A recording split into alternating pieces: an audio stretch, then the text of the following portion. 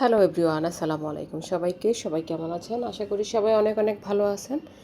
তো দীর্ঘ অনেক দিন পর, অনেক মাস পর, প্রায় 1 বছর পর নতুন একটা ভিডিও নিয়ে হাজির হলাম। আশা করি ভিডিও শুরু থেকে শেষ পর্যন্ত অবশ্যই থাকবেন। নতুন রেসিপি হচ্ছে চিংড়ি শুটকি ভর্তা। তো আমি এখানে ফ্রাই প্যানে সামান্য সরষের তেল দিয়ে নিলাম। এরপর আমি প্রায় 250 গ্রাম পেঁয়াজের মতো এটাকে আমি ভেজে নিব, বাদামি কালার করে নিব। এই শুটকি ভর্তাটা এত টেস্ট, একবার যদি আপনি খান আপনি দ্বিতীয়বার আবার নিজে বানাবেন, বা আপনি যদি আপনার বাসায় সবাইকে একবার বানিয়ে খাওয়ান, দ্বিতীয়বার সবাই অনেক অনেক রিকোয়েস্ট করবে। তো আশা করি ভিডিওটা স্কিপ করবেন না, ফুল ভিডিওটার সাথেই থাকবেন, ফুল ভিডিওটা ওয়াচ করবেন। তো এখানে আমি ওই যে বললাম পেঁয়াজটা ভালোভাবে ভেজে নিচ্ছি, মানে একদম বাদামি কালার করে নিচ্ছি। এটা এভাবেই নিতে হয়, কারণ এটা তার পাটায় পিষানো হয় না এই পেঁয়াজটাকে, তাই ভালোভাবে একটু বাদামি কালার করে এই পেঁয়াজটাকে ভেজে নিতে হবে। তো আশা করি সবার অনেক অনেক উপকার আসবে এই ভিডিওটায়, নতুন রেসিপিটা। আশা করি ভিডিওর শুরু থেকে শেষ পর্যন্ত থাকবেন। তো এই যে মাঝখান দিয়ে দেখালাম যে চিংড়ি শুটকি, এটা আমি ধুয়ে একদম ফ্রেশ করে তারপর হচ্ছে চাটনিতে রেখে দিয়েছি পানি ঝরার জন্য। তারপরে এই যে দেখুন পেঁয়াজটা প্রায় বাদামি কালার হয়ে আসছে। যতক্ষণ না ভালোভাবে পেঁয়াজটা নরম হবে, বাদামি কালার না হবে, ততক্ষণ পর্যন্ত আমি এটা ভাজতে থাকব। তো আমার বাদামি কালার হয়ে গিয়েছে, আমি এবার পেঁয়াজটা তুলে ফেলবো, কারণ বেশি ভাজা যাবে না। মূলত পেঁয়াজটা এরকমই ভাজা হয়, এর উপরে যদি ভাজতে যাই তাহলে খেতে ভালো লাগবে না। এটা ইউনিক একটা রেসিপি, তো এই রেসিপিটা আপনারাও ফলো করতে পারেন। তো আমার পেঁয়াজগুলো তোলা হয়ে গিয়েছে, এরপর আমি এখানে দিয়ে দিব মরিচ। আমি যেমন ঝাল খাই তেমন অনুযায়ী আমি এখানে মরিচ নিয়েছি, আপনারা চাইলে কম বেশ নিতে পারেন, বা আপনারা চাইলে এটাকে সাথে কাঁচা মরিচও অ্যাড করতে পারেন। এটা একদমই আপনাদের ইচ্ছে, কাঁচা মরিচ দিয়েও ভর্তাটা করতে পারেন। যারা লাল মরিচ পছন্দ করেন না বা খেতে পারেন না তাদের জন্য এই ভর্তাটা, এবং কাঁচা মরিচ দিয়ে এই ভর্তাটা করতে পারেন। তো আমি মরিচগুলি একদম মিডিয়াম টু লো হিটে ভাজবো, কারণ এই মরিচগুলো অনেক ঝাল, একটু মুসমুসে করে ভাজতে হবে মরিচগুলো। তো অনেকে আছে ভর্তা ভীষণ পছন্দ করে, আর সব সময় একরকম ভর্তা, একঘেয়েমি ভর্তা ভালো লাগে না। তা আমরা যদি ডিফারেন্ট কিছু ভর্তা বানাই অবশ্যই আমাদের খেতে অনেক অনেক ভালো লাগে। আর যদি আপনি গেস্টের সামনে এমন আনকমন কোনো ভর্তা দিতে পারেন তাহলে তো আপনার প্রশংসায় পঞ্চমুখ হয়ে যাবেন। তারপর মরিচগুলো ভাজা শেষ, এবার আমি আস্তে আস্তে মরিচগুলো আমি তুলে ফেলবো। আর মরিচগুলো বেশি পোড়ানো যাবে না, বেশি পুড়ে গেলে ভর্তার কালারটা সুন্দর আসবে না। তারপর আমার মরিচ ভাজা শেষ, এবার আমি কাঙ্ক্ষিত সেই চিংড়ি শুটকি এটা আমি সুন্দরভাবে তেলে বা ভেজে নিব, কারণ অত তেল দিয়ে এটা ভাজার একদমই প্রয়োজন নাই। এটা মূলত তেল ছাড়াই চিংড়ি শুটকিটাকে টালা হয় বা ভাজা হয় বলতে পারেন। অনেকে টালে মানে একদম দেয় না, তেল দেয় না, তেল ছাড়া অনেকে এটাকে টেলে নেয় খালি ফ্রাই প্যানে। তো আমি হালকা একটু তেল দিয়েছি, নয়তো কেমন যেন একটা গন্ধ আসে শুটকি থেকে।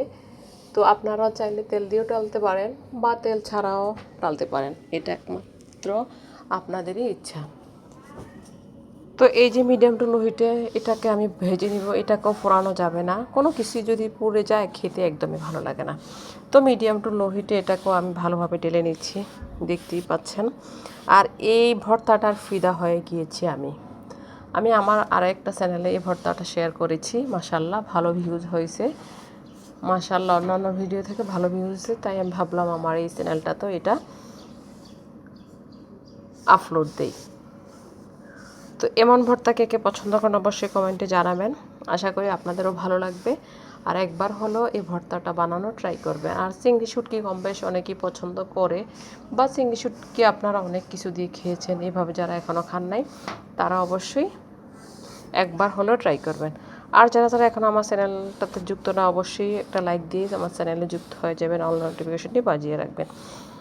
তারপরে দেখুন এই যে আমার চিংড়ি শুটকিগুলো ভাজা শেষ, এবার নামিয়ে ফেললাম। এবার আমি এটাকে কি করব, এটাকে আমি ব্লেন্ডারে মরিচ আর হচ্ছে চিংড়িটাকে গুঁড়া করে নিব। একদমই পানি দেওয়া যাবে না, মরিচ আর চিংড়ি মাছটাকে ভালোভাবে গুঁড়া করে নিতে হবে। এটা পদ্ধতিটা এটাই। আর আপনি চাইলে শিলপাটায়ও এটা গুঁড়া করে নিতে পারেন, কারণ পেঁয়াজটা তো ব্লেন্ড একদমই করা যাবে না। পেঁয়াজটা যেভাবে আমি ভেজেছি এভাবেই থাকবে, জাস্ট আমি মিক্স করে নিব। তারপরে দেখুন এই যে গুঁড়া করে নিয়েছি মরিচ আর হচ্ছে সে শুটকি। তো যাদের ব্লেন্ডার নাই তারা পাটায় এটাকে গুঁড়া করে নিতে পারেন। আমার যেহেতু ব্লেন্ড আছে তাই আমি শিলপাটায় বাটি না, আমার পাটাও আছে। আমি সংক্ষিপ্ত সময়ের জন্য এটা আমি ব্লেন্ডারই করি সব সময়।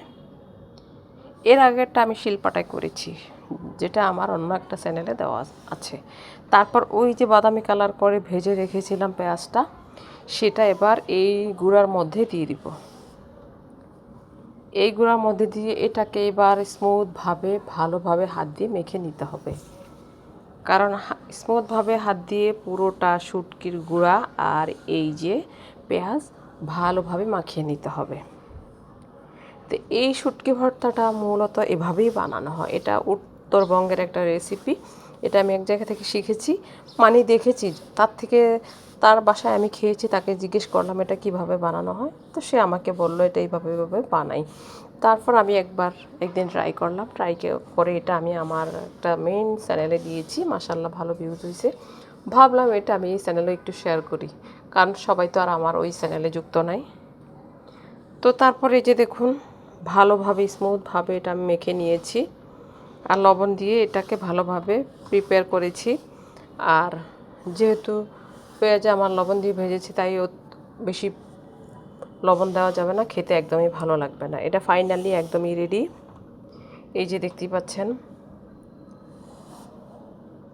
আর বেশি কিছু দেওয়ার প্রয়োজন নেই। আপনাদের যদি ভালো লাগে আপনারা দিতে পারেন, সাথে সরিষার তেল এড করতে পারেন। আমি সরিষার তেল দিই না, যেহেতু পেঁয়াজ ভাজা ছিল, পেঁয়াজে অনেক তেল আছে, তাই আমি আর এটাকে সরিষার তেল ইউজ করি না। তা আপনারা চাইলে সরিষার তেল অথবা ধনিয়া পাতা সাথে অ্যাড করতে পারেন ফ্লেভারের জন্য। আমি যদি ধনিয়া পাতাটা অ্যাড করি তাহলে আমি শুটকির ফ্লেভারটা পাবো না, তাই আমি ধনিয়া পাতা অ্যাড করি নাই। তারপরে এই যে দেখতে পাচ্ছেন ফাইনালি ভর্তার কালারটা জাস্ট ওয়াও। তো আমার ভিডিওটা কেমন হয়েছে অবশ্যই কমেন্টের মাধ্যমে জানাবেন। সবাই অনেক অনেক ভালো থাকবেন। আজ এই পর্যন্ত। আল্লাহ হাফিজ, আসসালামু আলাইকুম।